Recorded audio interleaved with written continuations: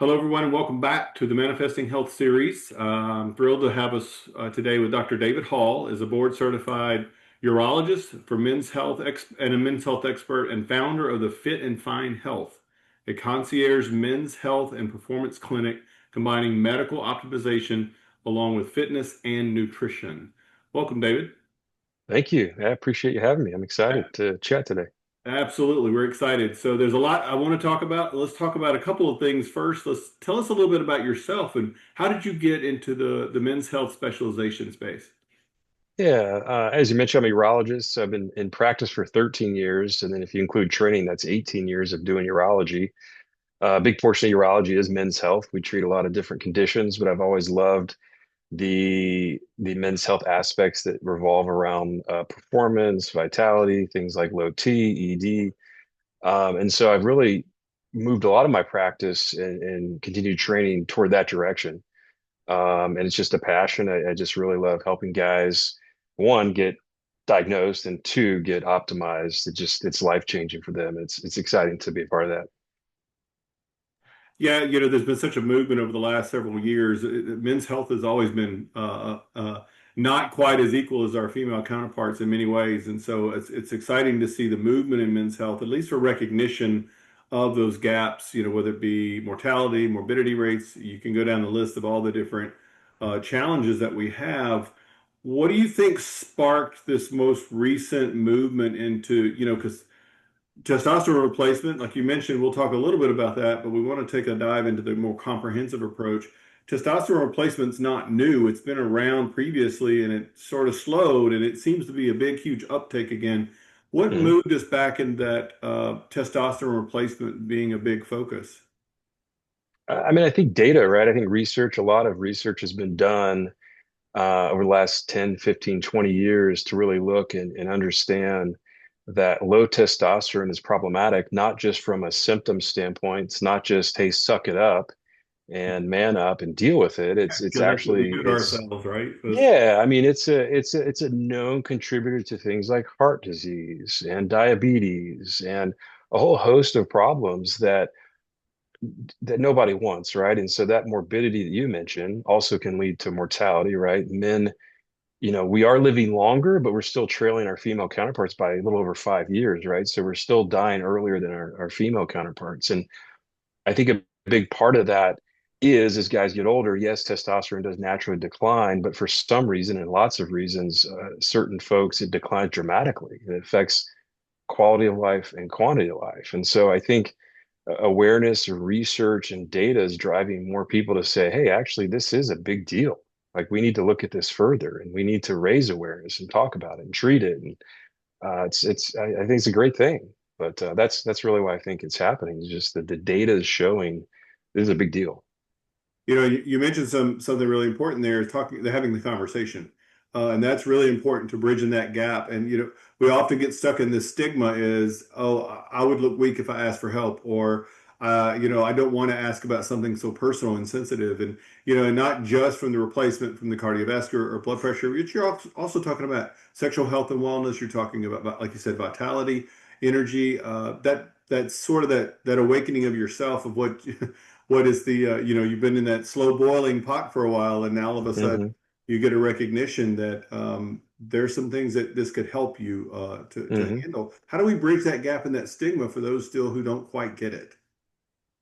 I mean, I think it's awareness, right? I think the female counterparts, our female counterparts, whether it's your spouse, partner, friend, I think they are historically more active early on in their healthcare with especially like prenatal care and they're having babies and they're with their OB and they've definitely taken a more proactive role earlier than I think men have historically. But I think they're helping a lot of guys realize, hey, you too need to do this, right? They do drive a lot of healthcare for men. But I think it's just as generational things change, right? There's less of a um I think a traditional stigma, right? I think as more people get educated around this, it becomes more commonplace. Right. You hate to say influencers, but I think as influencers spread the word, guys at least are thinking about it, Right. and they might actually then go to their doctor and ask questions. And so I think it's heading that way just because the conversation was started and it's actually being promulgated.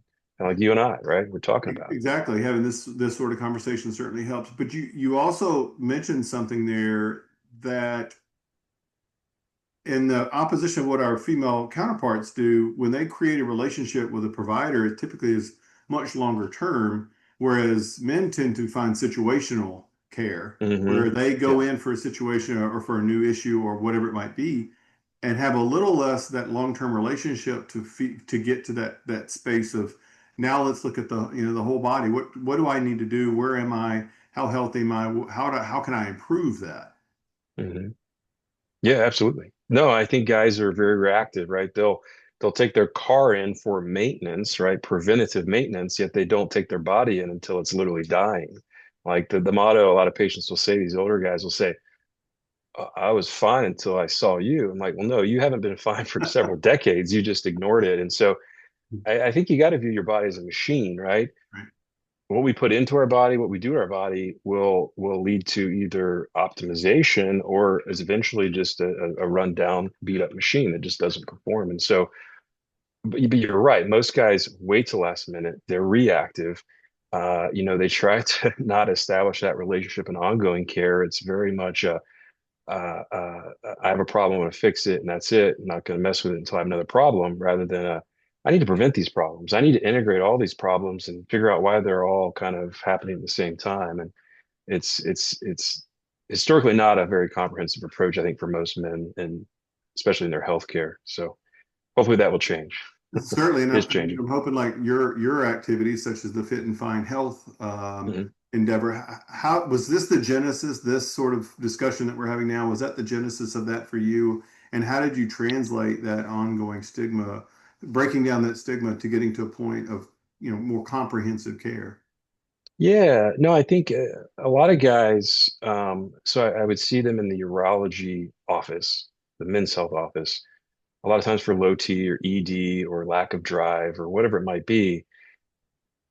But I realized they also had other things. They had prediabetes, their cholesterol was off, their pressure was off, they were overweight or even obese. They had all these other things. They're all related, right? It's not just I have low T and I have this. No, you have this whole metabolic dysfunction. And so just treating low T is one part of the picture. So I'm like, I got to do more. And so I've always been fascinated with nutrition, Mm. training, personal fitness and health. And so I went back, became a personal trainer, became a certified wellness coach. I'm working on becoming a certified nutrition coach because you got to pull every lever, right? So you can pull the low T lever, but even before that, you can sometimes pull lifestyle levers that address the low T. You don't always need TRT. And so yeah, it's been iterative, it's been evolving for me, but I'm realizing the food, the nutrition, the training, the lifestyle, the medications when necessary, the traditional medical care when necessary, it all has to be together. And that's the way you truly optimize men's health, in my opinion.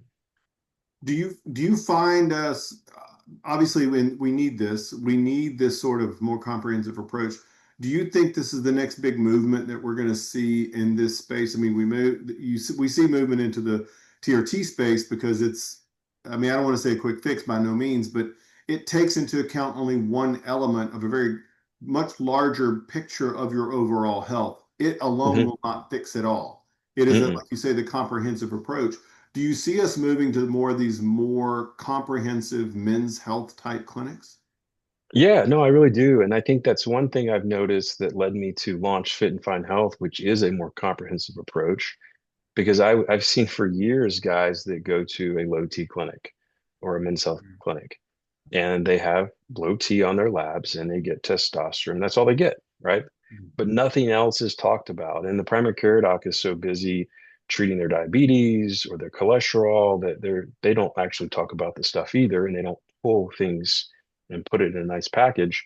Um, and that's what led me to kind of launch this more comprehensive. But I think guys are realizing they can go get a quick fix, but they have a symptom, let's say low T symptoms, and yes, a medication might help that, but they actually need this bigger diagnosis, this more comprehensive approach to optimize all things. Because you're right, it's not a panacea, right? You can take testosterone, you can abuse it if you want to, even. And if you're not sleeping right, eating right, training, optimizing other medical problems, it's going to backfire. So Yeah. It's one piece of usually a big puzzle. And I think a lot of these low T clinics and there is a stigma around them a lot of times now because they're just taking one piece and they totally ignore a lot of the other pieces, intentionally because they're just selling, maybe a product, not an actual comprehensive service. And so hopefully there is a push to more of this comprehensive service. And I appreciate you saying that because it does, we tend to get tunnel vision and in Yeah. our own care of fix it. Like you say earlier, we're talking about being reactionary. We fix this and move on, and fix this and move on, and not look at the larger, bigger picture and how it all can be. Some areas a better fix, a long-term fix, a sustainable fix, if you were more comprehensive. So I really Mhm. appreciate you saying that. In our last few seconds together, what are some big takeaways you want from for our listeners? I mean, I think guys should be curious about their own bodies, right? I think a lot of guys make a lot of assumptions around I'm getting older, and they could be 30 or 40, they're not that old. I'm getting busier, I'm just stressed. All these things, they chalk it up to lots of other reasons rather than their own biology, right? So I think be curious about your own biology. Like be curious about, hey, and what I'm eating, is that affecting what I'm doing? Am I sleeping right? Are there other medical problems that I might have not really figured out yet? And so be curious to other possibilities with your physiology, right? And be open to going to explore that. And I think don't always settle for, oh, the doctor said it's normal, right? That's a big one. A lot of docs will just say your labs are normal, but they don't, you know, and I'll just say primary care docs, not to throw anyone under the bus, but my wife's a primary care doc, so it's okay. But they're busy, right? And so if they're not looking at optimized levels, right? A guy that's 30 should not have the same normal level as a guy that's 90. Yet often they're thrown in the same ranges, right? And that's a nuanced approach that a specialist might be better apt to discuss with you. But I think guys need to be more proactive and be like, oh, you said it's normal. What is that value? And then go Google that. Figure that out for yourself. Is that normal? Like, what is my normal for my age, right? You can figure out all of this with ChatGPT, Google, and just be proactive in your own healthcare, right? So be curious, ask questions, be proactive. And if you don't feel right, like work on figuring that out. There's people that can help you and they want to help you. And so it's not just that you're getting older, busy, or stressed. There's usually other reasons too. And so I think guys need to reframe things to actually look at things rather than just chalk it up to just because. Just because, and I like the fact that you're giving us permission, which is Yeah, always yeah, I think give us permission. Yeah, permission to guys be need curious. I permission. love Yeah, it. it's Yeah. okay to get help. It's Usually a okay to good get thing. help, but it's So also you don't want to compare yourselves with others. You made a really good point earlier, and I want to drive that home. Is there's the normal level, the normal bubble, but that mhm, doesn't, if you are symptomatic, although slightly in that norm, there are other things contributing to that, making you symptomatic. So it's not just one thing. And so correct. that's really important to not just bucket ourselves into the normal or abnormal bucket. It's really about Hmm. what do you need? How can we get you to a place of optimization? So that's really Hmm. important. So, David, thank you Yeah. again for your time. I really appreciate it. I look forward to meeting you and talking to you again. So this is some really Yeah. very helpful information, and I really appreciate your time. Yeah, you're welcome. Thank you. Thanks for having me. Thank you all for joining us, and we look forward to seeing you next time on Manifesting Health.